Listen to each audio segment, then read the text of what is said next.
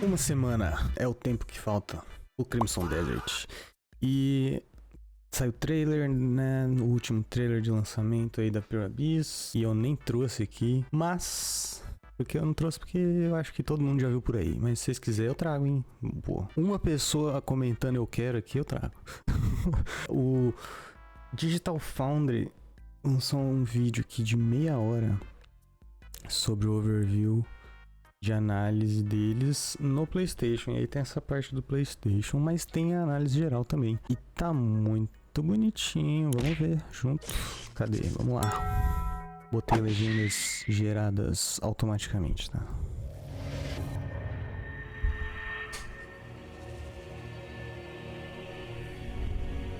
Olha aí a música inspiradora. Olha que lindo, mano. Bem Skyrim, né? Attempt to explain a game like Crimson Desert to a colleague, it almost sounds like a fake game that you might have tried to pass off to your classmates back. Pô, eu vou eventualmente dar pausinhas, porque olha só, mano. Tem umas libélulazinha amarela. Muito definida, né? Esse inseto aí. E olha essa muralha. In the day, like I drifted my horse around the fields before stumbling into a giant circus performance, after which I made my way to the hills of the great bug wars between giant metallic insects and gun-toting soldiers. Ai, para, mano. Olha esse mundo, velho. Or visiting the fortress of the giant robots. After which I took a stroll along the beach before stumbling into a large city where I became a wanted criminal, only to escape by jumping off the castle's wall, to then find myself lost in a rainforest during a storm at night, before eventually emerging out into the Crimson Desert itself and climbing to its highest point to see the world that I had just traversed. Oh, and there's dragons you can fly around on, and giant bosses like Shadow of the Colossus, and you can swing like Spider-Man, and the combat makes you feel like a medieval John Wick. Like, seriously, I'm not one to normally get excited about open world games, as followers of DF might know, but Crimson Desert is crazy and ambitious in a way that I quickly became enamored with. I just wanted to see what was over the next hill. It really brought back that thrill of exploration. But all this ambition does not come for free, and nearly all of the promotional footage leading up to launch has focused on the PC version, which looks obscenely good, leaving people to wonder, did they hide the console version? Is it actually any good? Ah, Well, mano. DF friends, wonder no more. Everything Meu you've been PC seeing rodar here isso today aí thus legal, far tá has bom. been captured from the console version of the game, and today we'll be exploring that experience. For this initial video, however, there is... Lembrando que eu vi que eu vi uma notícia, não sei se era oficial mesmo. Então ainda pode ser um rumor apenas de que eles vão colocar o de novo, né, mano? E é isso um pouco mais. Word of caution, we've only had access to the PlayStation 5 Pro version thus far, but fear not, the other consoles are incoming soon, and we'll tackle them in due time. For now, though, let's dive in.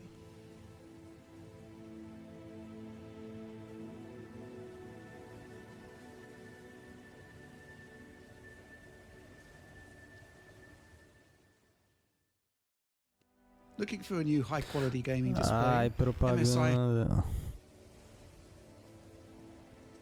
Crimson Desert is a rare and exciting moment for us at Digital Foundry. In a landscape where Unreal Engine has become the default, and where its strengths and weaknesses are now largely predictable, Pearl Abyss has arrived with something genuinely new to explore. Their Black Space engine delivers results that are nothing short of remarkable.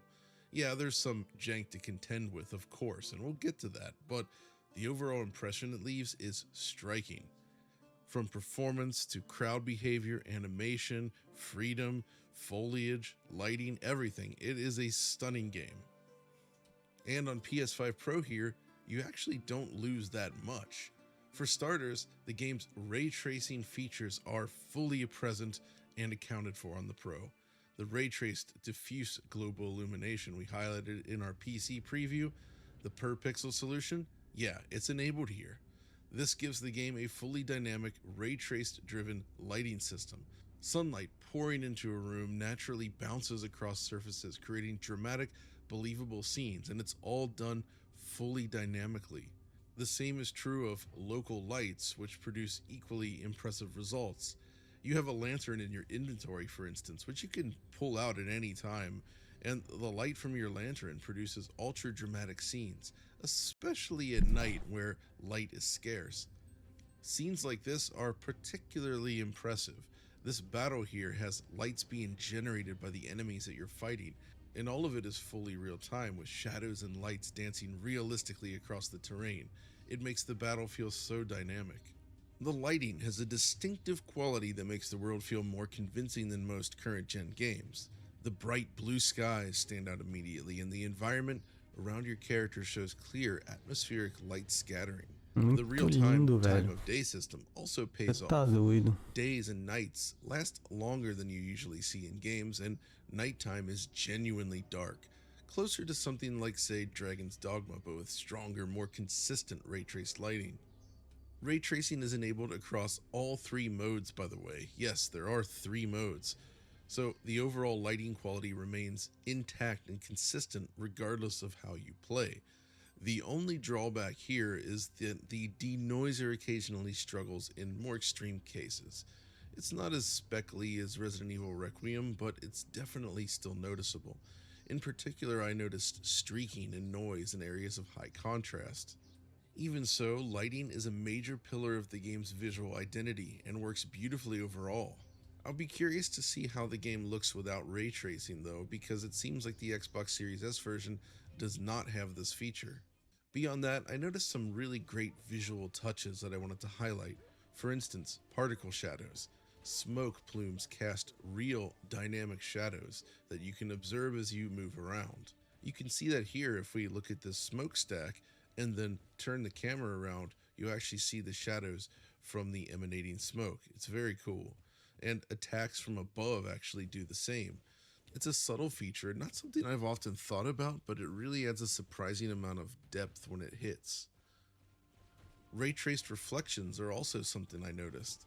With so much water and other reflective surfaces, it's impressive that every mode on PS5 Pro actually includes them. The system manages to blend ray-traced reflections with SSR and assign distance fields for distant geometry. This is one area where I noticed a little bit of a difference in the performance mode though. The BVH tightens up around the camera, reducing the overall reflection radius. The results still look excellent, but it relies more heavily on the fallback solutions. But honestly, even still, it looks excellent, and the water itself is kind of a standout. Now, I discussed this with Alex in our initial PC preview, but the way the wave system works is super cool. Waves break and split around rocks, for instance. They wash up on Essa água shore tá and proceed estranha. naturally. Wet surfaces pick up a specular sheen, and characters themselves even generate ripples that interact convincingly with the environment and other ripples. When you climb into the mountains, you'll see water sort of streaming down the mountainside, right? And the way they've handled all the directionality of the water itself is extremely impressive. But crucially, the water also looks great at scale.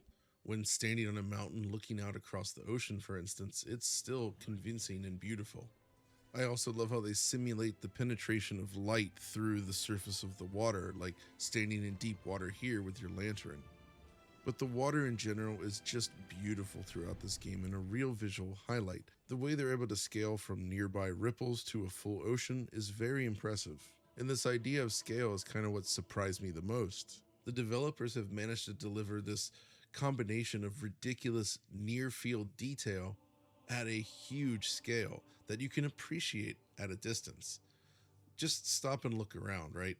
Every scene is packed with this fine-grained detail. There's an absurd amount of foliage variety, for instance, and all that foliage is affected by weather conditions blowing realistically in the wind. Isso é When a storm absurdo, starts to mano. wind up, the trees whip around O violently movimento around das you. árvores, But né? beyond that, they also react directly to the player and NPC movement as well. Yet it's perhaps the distant rendering of the trees that impressed me the most. You see, this is an area where games typically struggle, yet here trees far off in the distance are actually properly lit and shadowed, while still giving the perception of detail. Shadowing distant trees has such a positive impact on the overall visual design, and it's something that most other games either skip completely or do in a very blobby, simple fashion. And this sort of insane detail can also be said of the surfaces and textures throughout the game. These guys went wild with displacement mapping. It's not a new technique, obviously, but it's everywhere. What do I mean? Well, essentially, just look at the ground here. This allows the developers to simulate depth within a texture, lending that surface increased perceived detail without leveraging more geometry. As a result, every stone, every brick, and just about any other surface in the game is just exploding with Sim, visual. e como resultado também você tem os pés do personagem entrando pra dentro do chão. Todo NPC tá fazendo isso. About any other surface Mas, in the game ok, is just né? exploding with visual detail like this. There are virtually no flat surfaces in Crimson Desert. I've never seen this technique executed at scale quite like this, and I do think it adds a lot to the presentation. But there is one downside. It can produce some visual bugs at times. Something I noticed especially in that first town. Stuff like this, for instance, right? The larger issue can be seen when you look at areas where the texture sort of protrudes from the geometry like this, on edges. There's sometimes flicker and pixelation along these surfaces. You'll notice it on rock walls, trees, and various other edges, just like that. It's worth mentioning, though, that this bothered me more when I first started the game, but after you start to make progress, you just kind of forget about it. The overall majesty of the visuals kind of takes over. Either way, it's cool to see such a great technique return here. There's more to discuss in the visual side, but honestly, for now, I feel like it might be a good time to talk about the specifics around the PS5 Pro version of the game. Ah, tá bom, After cara. all, a Isso lot aí of os people are caras já wondering just até how it liberaram. runs, and while you might have a good idea by now, there is more to discuss. Mas vamos ver, né? So, as the spec Aí, sheet ó. released by Pearl Abyss Se notes, você tem um PlayStation base, vai rodar. Se você tem um PlayStation Pro, vai rodar. there are 3 modes on most consoles, including PS5 Pro. Optimal, which is the performance mode, balanced, Isso aqui é meio loucura. This translates to internal 720p, resolutions of né? 1080p, HD só no 1440p, Xbox. and 4K respectively, and our counts confirm this to be the case. Where it differs from the user experience you might have, however, is that the current build we had access to is running with the original PSSR, as opposed to what we affectionately call PSSR2. Thus, image quality wasn't great. Apparently, PSSR2 is planned for launch, but in its current state, I can't really judge image quality yet, aside to say that the usual PSSR artifacts are indeed visible, with smearing around foliage and some ray tracing noise being the most obvious. It'll be very interesting to see how this changes with the upgraded PSSR. But the real reason to use the various performance modes actually stems from performance, and Crimson Desert offers some impressive flexibility here. Essentially, by default, each mode corresponds to a different frame rate target: 60 FPS for performance, 40 for balanced, and 30 for quality. The balanced mode, of course, requires a 120 Hz output to function correctly. The performance mode, though, puts up a good fight. I poured a solid 20 hours or so into the game, and most of that was spent in performance mode. Olha aí. By and large, that 60 FPS target is maintained. I was surprised by how good it is overall. But it was also enlightening playing this way without any sort of VRR, as it did help me identify specific areas where it can and does drop. Most of the time, that involves larger crowds. Anything involving tons of NPCs or enemies can drop the frame rate. That's not to say there aren't occasional dips in quieter spots like this, but overall, most of the drops will happen when it's busy. The most significant of which occurred during the battle for Bug Hill, as I like to call it. Here, war is waging, and casualties include the frame rate, which drops significantly, making it far and away the worst spot I found in the game so far. It starts out okay, sometimes hitting 60, sometimes dropping into the 50s, as you do. But once you actually reach the top of Bug Hill, the specific encampment here, we start to see some major drops. And I think this is actually made worse by kiting enemies around, because I came here before my character was ready and would die instantly if hit. So I have a ton of insects chasing me around. And as a result, we Ah, actually eles são see the inimigos frame rate slip grandes, ó. all the way into the 30s. I believe this section is very specifically CPU limited, as it deals with so many active enemies at once. It makes sense. You can trigger similar results in some of the game's large cities, especially when causing a ruckus like this. Once the crowd starts to panic and the guards rush the player character, the frame rate definitely takes a hit as well. Crucially, it is not the norm at all, so don't take that away from it, but it does show you that certain situations can bring the performance to its knees. In comparison, the 30 and 40 FPS modes are largely more stable overall, holding their targets reasonably well. Like here, I visited Bug Hill in quality mode, and we're rendering 4 times the number of pixels here. It's 4K mode, right? Plus the graphics quality is increased even. Yet despite dipping into the 30s in performance mode, we're actually hitting a stable 30 FPS here in that quality mode, which is pretty great. Weirdly enough, the balance mode actually manages to hit a pretty stable 40 FPS in this area too. All of this can be influenced by dynamic elements, of course, like this run here in the 40 Hz mode. The reason it looks kind of fuzzy is that it started raining. So I'm running through this area in the rain. And yeah, we still see some dips here, but overall it's pretty good. Alas, this is a surprisingly heavy game, and I don't mean in terms of performance, I mean the way it feels to play. It seems intentional, but at 30 FPS, the camera and the character movement feel less responsive than I'd have normally liked. Thus, I do recommend the 40 or 60 FPS modes, which help a bit. The thing is, the game feels similarly heavy on PC, even at higher frame rates, so I think it's a design choice.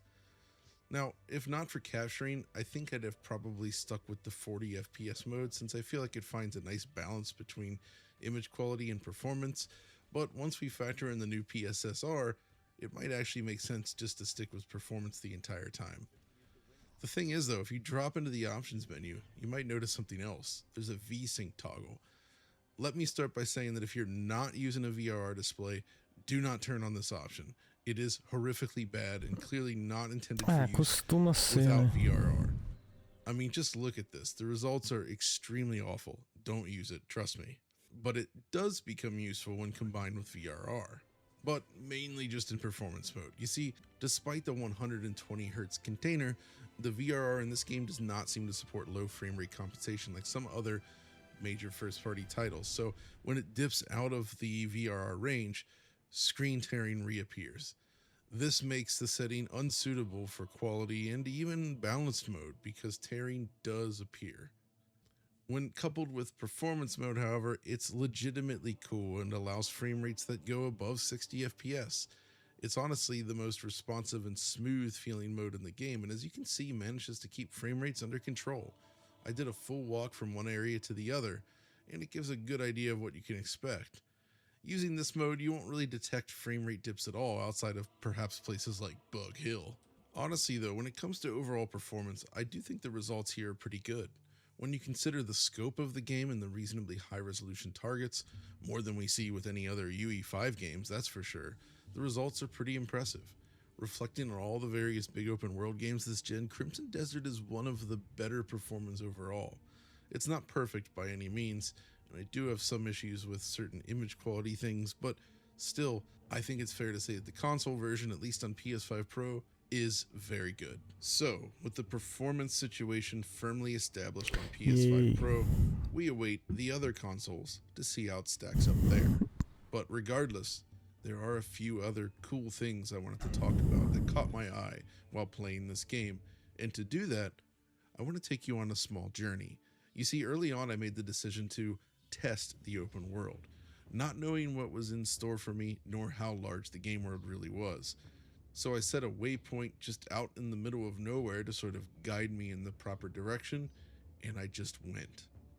It started smoothly enough. Riding across these gorgeous fields on my horse, I marveled at the realistic sky rendering, the atmospheric light scattering. It felt so realistic and impressive.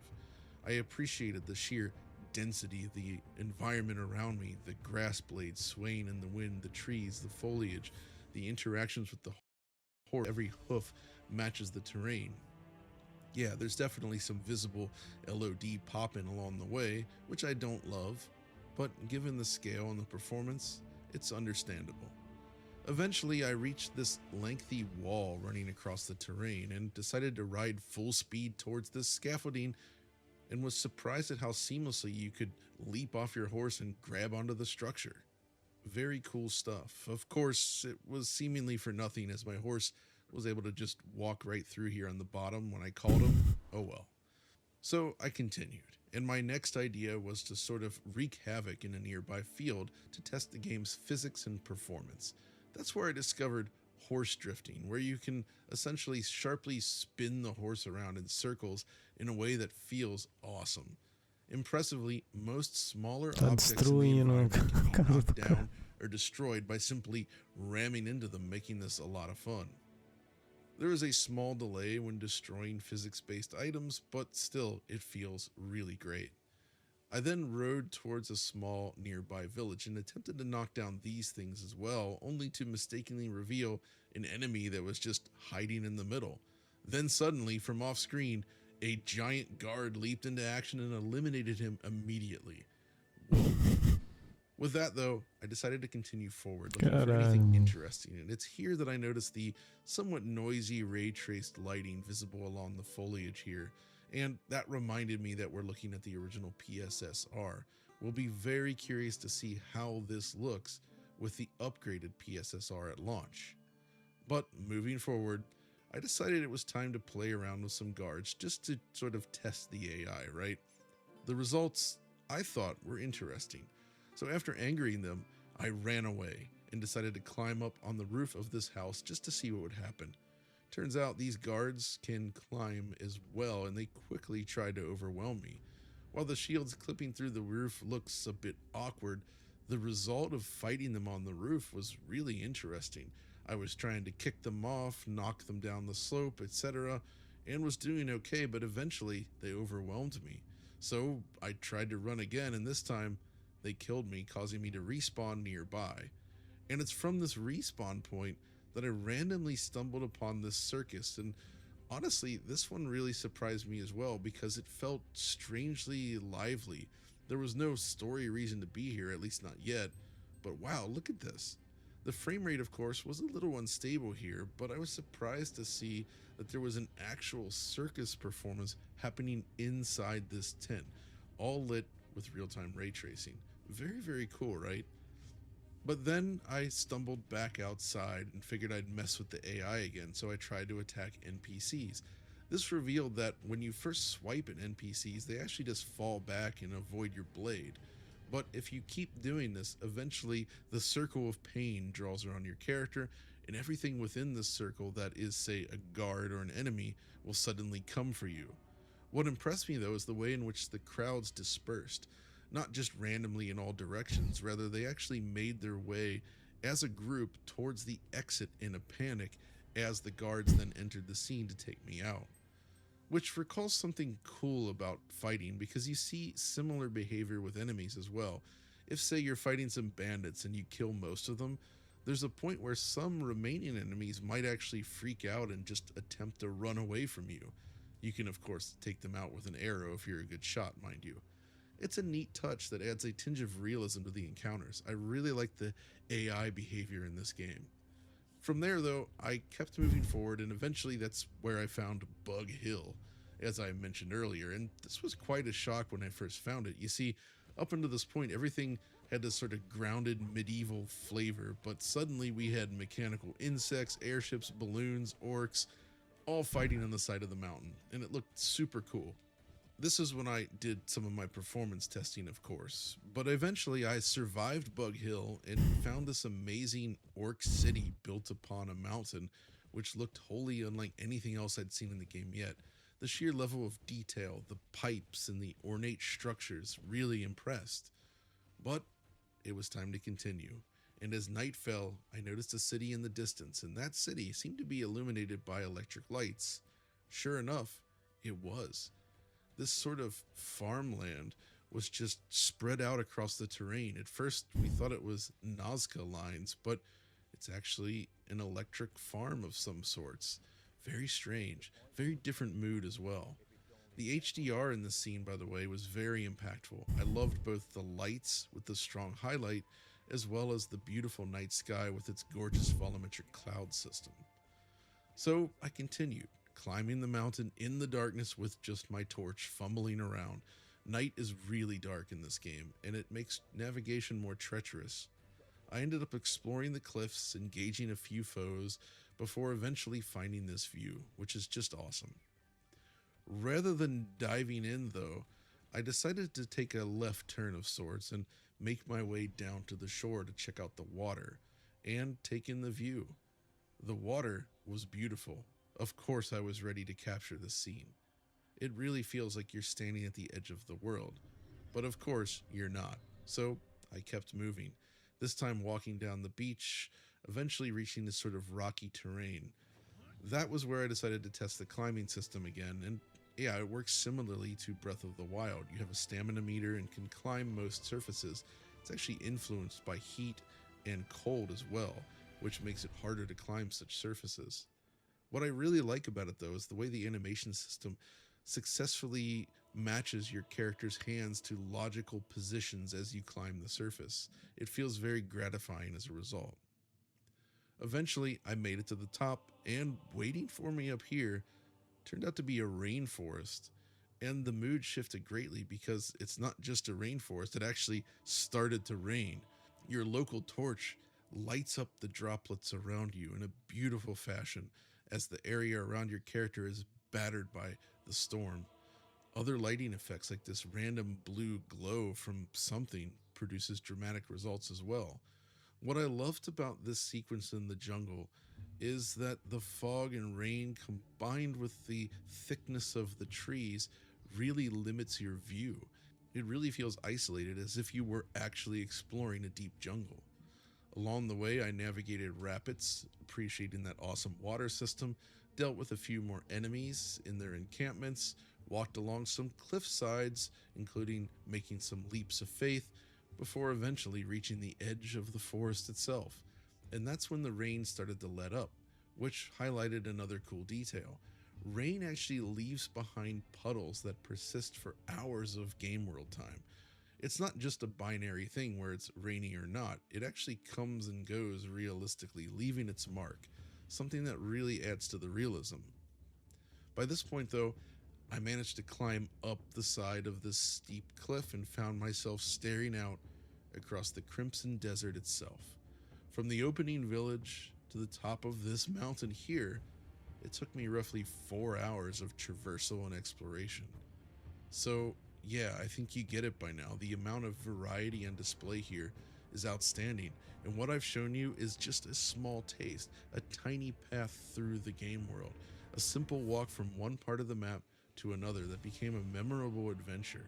And this is before exploring the character's abilities or allowing the story to get started. I haven't felt this need to explore since games like Red Dead Redemption 2 or perhaps Breath of the Wild. This is without a doubt one of the most impressive open world experiences I've ever Ele não had. jogou Tears of the I Kingdom, genuinely né? found myself asking the question, Não, isso heck aqui did tá they do absurdo, this mano. over and over again? It really is that cool. And all of it worked great on PlayStation 5 Pro, even in this pre-release state. Of course, it's not perfect. As noted, performance can dip at times. There are some visual bugs with the displacement mapping in RT, and in some cases actual bugs, like here in the desert where I found myself swimming above the water at one point. Plus the loading sequence when loading a save is weirdly lengthy, with this animation and music that sort of plays out before you're dropped into the world, which thankfully respawning on death is very quick, and there's no other loading times during actual gameplay, so it's not a huge deal. Even with all that though, this is fantastic on PS5 Pro. They actually did it. Which brings us to the end of our first contact with the game. There's still so much more to explore here. I feel like I've just gotten started. And again, this is not a game that was super high on my hype list. It just kind of came out of nowhere, and yet what I've played here just felt unbelievable at times, even on the console. So I'll be curious, of course, how it plays on other machines, and that's something we'll report on very soon. That's going to do it for this video, however, so thanks for watching, and we'll see you next time. Caralho, coisa linda, hein, caras. Porra. Use that much. Nossa senhora. Bom, uma semana aí. E é isso. Você está convidado para a stream. Lógico, estarei ao vivo aqui no YouTube e na outra plataforma lá também. 7 horas, né, da noite. Parece que é o horário. E vou tá aí, hein? Vou viver no jogo. Eu serei o John Crimson Desert, João Desertinho Camezinho. E vambora.